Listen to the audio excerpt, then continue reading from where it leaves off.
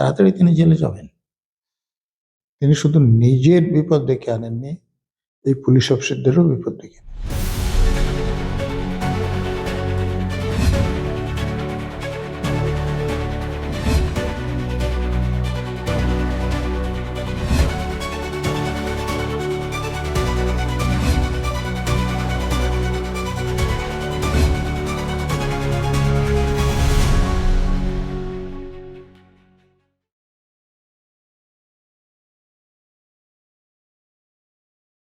যেটা বলবো যে গতকাল দেখা গেল হাইকোর্টেও তৃণমূল মানে যে শাসক দল রয়েছে তারা ধাক্কা খেলো, যে মমতা ব্যানার্জি বা তৃণমূল কংগ্রেসের যে ইডির বিরুদ্ধে মামলাটা ছিল সেটা সেখানে খারিজ করে দেওয়া হয়েছে। আর আজও সুপ্রিম কোর্টে সেই একই দৃশ্য দেখা গেল, যে ইডির বিরুদ্ধে যে কটা মামলা রয়েছে, এফআইআর রয়েছে, সেগুলোকে স্থগিতাদেশ দিল। কি বলবেন এই বিষয়ে?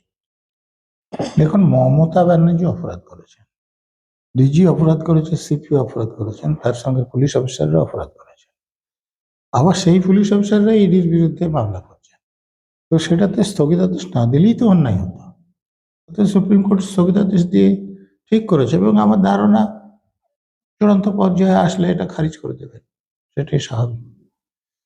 ইডির আইনজীবীরা বলছে যখন মুখ্যমন্ত্রী সেখানে ঢোকেই বারবার বারণ করা হয়েছিল যাতে হস্তক্ষেপ তিনি না করেন সেই তদন্ত চলাকালীন, কিন্তু মুখ্যমন্ত্রী সে কথা শোনেননি। তাহলে কি সেটা আইন মানে আইন ভঙ্গ করা হলো না? এ ব্যাপারে কোনো রকম সন্দেহ নেই, ইডি আইনসঙ্গত রেড করছে, অতএব তার কাজে যে বাধা দেবে সেই অপরাধী হবে। এখানে যিনি বাধা দিয়েছেন ঘটনাচক্রে, তিনি রাজ্যের মুখ্যমন্ত্রী এবং পুলিশ মন্ত্রী। তিনি অপরাধ করেছেন। তিনি পুলিশের লোকদের সঙ্গে নিয়ে গিয়েছিলেন, ডিজিকে নিয়ে গিয়েছিলেন, সিপিকে নিয়ে গিয়েছিলেন, ডিসিকে নিয়ে গিয়েছিলেন, অন্য অফিসারদের নিয়ে গিয়েছিলেন, তাদেরকে দিয়ে অপরাধ করিয়েছেন। তিনি শুধু নিজের বিপদ ডেকে আনেননি, এই পুলিশ অফিসারদেরও বিপদ ডেকে এনেছেন। এই যে তিনি আইন লঙ্ঘন করলেন, বা আমরা যতদূর জানি যে ইডির তদন্তে বাধা দেওয়ায় 2 বছরের জেল হতে পারে, তাহলে মুখ্যমন্ত্রীর ঠিক কোন কোন জায়গা থেকে শাস্তি হতে পারে যদি বিস্তারিতভাবে একটু বলেন? দেখুন, শুধু তদন্তে তো বাধা না, উনি ওখানকার যে জিনিসপত্র ছিল সেই জিনিসপত্রগুলো জোর করে নিয়ে এসেছেন ভয় দেখিয়ে। এটা ডাকাতির সেকশন আসবে, তার সঙ্গে যখন 5 জনের বেশি, 5 জন এবং বেশি লোক থাকলে ডাকাতি হয়, 5 জনের কম থাকলে রবারি হয়, ডাকাতির সেকশন আসবে।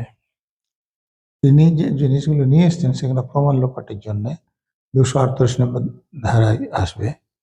আর আমাদের বিএনএস এর 121 এবং 132 যে ধারা আছে, পাবলিক সার্ভেন্টদের কাজ থেকে নিবৃত্ত করা, সেসব ধারা আসবে। অতএব অনেকগুলো ধারাতে আসবে। রাজ্য পুলিশের বিরুদ্ধে অসহযোগিতার অভিযোগ উঠেছে সুপ্রিম কোর্টে। মানে রাজীব কুমার যিনি আছেন ওনার বিরুদ্ধে সাসপেনশনের অর্ডারও পেশ করা হবে বলে জানা যাচ্ছে। এই বিষয়টাকে কিভাবে দেখছেন? স্বাভাবিকভাবে যিনি একজন ডিজি, তার অপরাধ বন্ধ করা দরকার, অপরাধীদের ধরা দরকার। তিনি যদি অপরাধীদের পক্ষে কাজ করেন তাহলে তার পদে থাকার কোনো অধিকার নেই। সিপি একই কথা খাটে, ডিসি একই কথা খাটে। যাদের অপরাধ বন্ধ করার কথা তারা যদি অপরাধ করেন তাহলে তাদের পদে রাখা উচিত নয়, সাসপেন্ড অবশ্যই করা উচিত এবং তদন্ত করে তাদের জেলে পাঠানো উচিত। এই আইপ্যাকের তদন্তে প্রথম দিন যখন হাইকোর্টে শুনানি হচ্ছিল, যে বিশৃঙ্খল পরিবেশ তৈরি হয়েছিল কোর্টরুমের ভিতরে, সুপ্রিম কোর্টের বিচারপতি তিনি বলছেন যন্তর মন্তরের মতো অবস্থা, খুব বিরল পরিস্থিতি, এমনকি সিসিটিভি ফুটেজও নাকি লোপাট হয়েছে সেখান থেকে। দেখুন, বিভিন্ন চ্যানেলে যেটা দেখাচ্ছে যে শাসক দলের পক্ষ থেকে হোয়াটসঅ্যাপ মেসেজ করে সব লোকদের ওখানে ডেকে নেওয়া হয়েছে। তো এটা তো পরিকল্পনা করে করা হয়েছে, যারা করেছে তাদের সাজা হওয়া উচিত। যদি এই যে ইডি সুপ্রিম কোর্টে 2টো পিটিশন জমা দিয়েছে, এরপর অনেক ইডির যে আধিকারিকরা রয়েছে তারাও এই বিষয়ে তদন্তের জন্য আসছে সামনে, মানে কোনো বড় মাথা কি এর মাধ্যমে বেরিয়ে আসতে পারে আইপ্যাকের? দেখুন, রাজ্যের সব থেকে, রাজ্যপালের পর সব থেকে বড় মাথা তো মুখ্যমন্ত্রী। তিনি তো নিজের মাথা দেখাচ্ছেন যে আমি আছি। এর থেকে বড় মাথার কোথায় পাই হয়? তিনি তো ফাইল নিয়ে এসে কোনো গোপন করেননি, বলছেন এগুলো আমি নিয়ে এসেছি, আমি মোবাইল ফোন নিয়ে এসেছি, আমি হার্ড ডিস্ক নিয়ে এসেছি। তিনি অপরাধ করে তো লুকাচ্ছেন না, অপরাধ করে বলছেন। অতএব খুব তাড়াতাড়ি তিনি জেলে যাবেন। এদিকে বলা হচ্ছে যে মুখ্যমন্ত্রী যে জিনিসগুলো নিয়ে এসছে ওগুলো সংরক্ষণ করতে বলা হয়েছে। সংরক্ষণ করার পরও যে আসল তথ্যগুলো সেগুলো কি হাতে আসবে? দেখুন, মুখ্যমন্ত্রী তো বলবেন যে আসল তথ্যই আমি দিচ্ছি। অন্য পক্ষে এমনও হতে পারে যে ওখানে ছিল মাছ, দিয়ে দিল সাপ, হতেই পারে। 2 সপ্তাহের মধ্যে সুপ্রিম কোর্ট বলছে 2 সপ্তাহের মধ্যে সব পক্ষের কাছ থেকে হলফনামা তলব করা হয়েছে। এই সময়ের মধ্যে ওই এলাকার সব সিসিটিভি ক্যামেরার ফুটেজ সংরক্ষণ করার নির্দেশও দিয়েছে। কাকে নির্দেশ দিয়েছে সেটা চ্যানেলের খবর শুনে পরিষ্কার হলো না। পুলিশ সংরক্ষণ করবে? পুলিশের লোকেরা কিরকম ভাবে করবে আপনি তো জানেন। তো অর্ডার দিয়েছে, খানিকটা প্রভাব পড়বে, কিন্তু ইডির তো অত লোকবল নাই, তারা সংরক্ষণ করতে যেতে পারবে না। পুলিশের লোকেরা তো তুলনের সংখ্যা অনেক বেশি আছে রাজ্যে, তারা সংরক্ষণ কতটা আন্তরিকভাবে করবে সে ব্যাপারে আমার সন্দেহ আছে। না, প্রশ্নটা এখানে থেকে যাচ্ছে, যখন আইপ্যাকে তদন্ত চলছিল মুখ্যমন্ত্রী ভিতরে ঢুকলেন, সেখানে তো কেন্দ্রীয় বাহিনী ছিল, ইডি ছিল, তারা কি চাইলে মুখ্যমন্ত্রীকে বাধা দান করতে পারতেন না? বাধাদান করতে পারতেন এবং করা উচিত ছিল।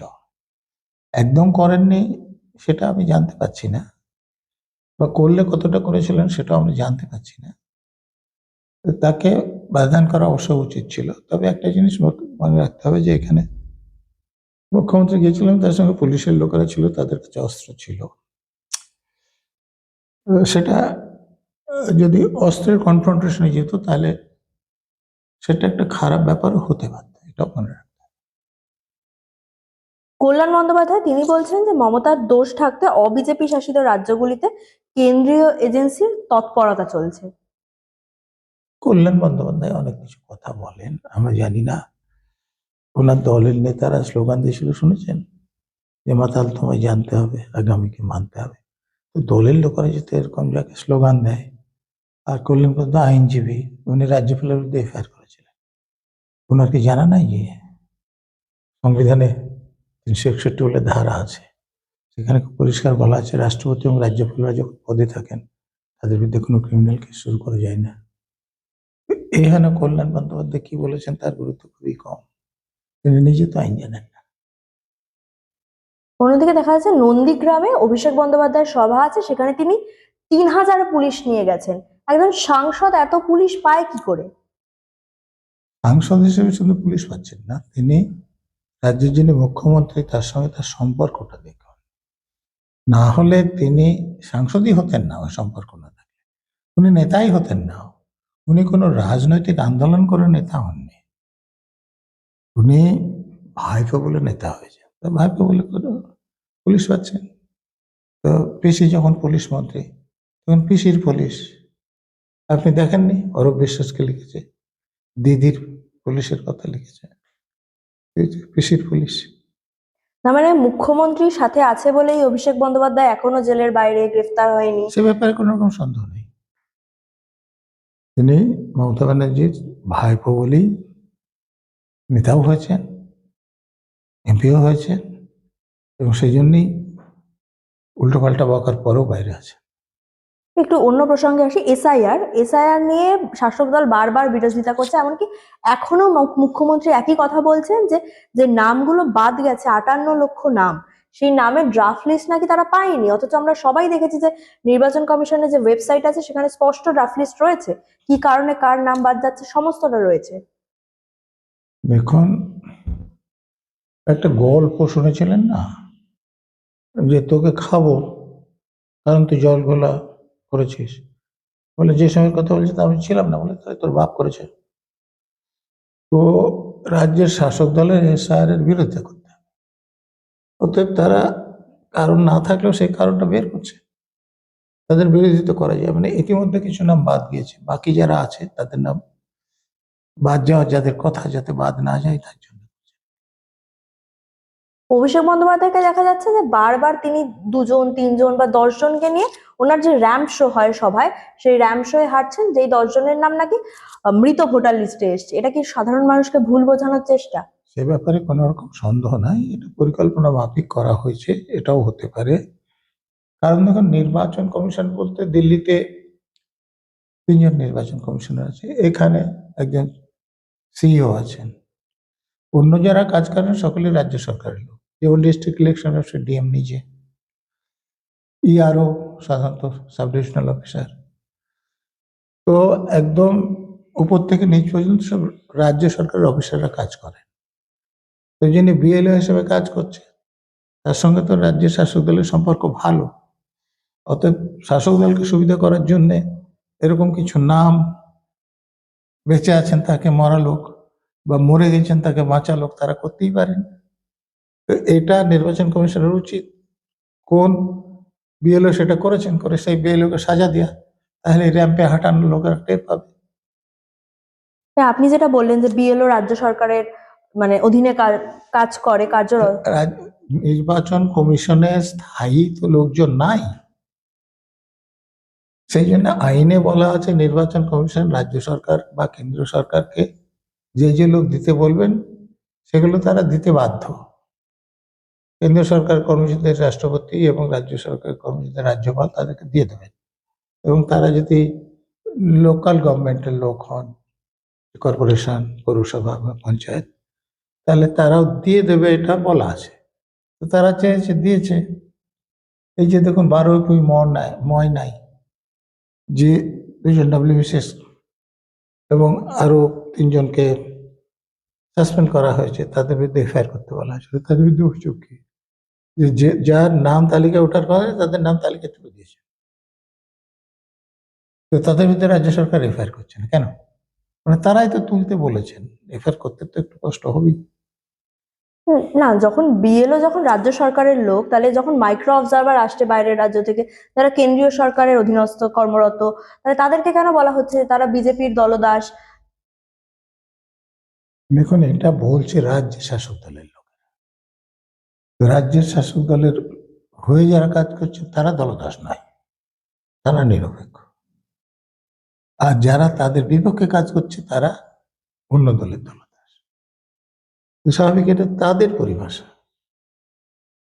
এটা সাধারণ মানুষের পরিভাষা নয়। কিছুদিন আগে আমরা দেখলাম যে শুভেন্দুবাবুর গাড়ির ওপরে হামলা করা হয়েছে চন্দ্রকোনা রোডে। সেখানে পুলিশ নিজে দাঁড়িয়ে থেকে চিহ্নিত করে দিচ্ছে যে এই রুট দিয়ে বিরোধী দলনেতার গাড়ি যাবে, আর এটাই বিরোধী দলনেতার গাড়ি। পুলিশের কি এটা কাজ?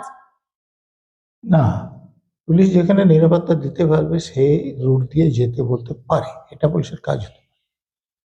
কিন্তু তাদের একটা ইন্টেলিজেন্স উইং আছে, সেই জায়গাতে যখন বিরোধী দলনেতা আসবেন তখন তার নিরাপত্তা যাতে বিঘ্নিত না হয় সেটা পুলিশের কাজ।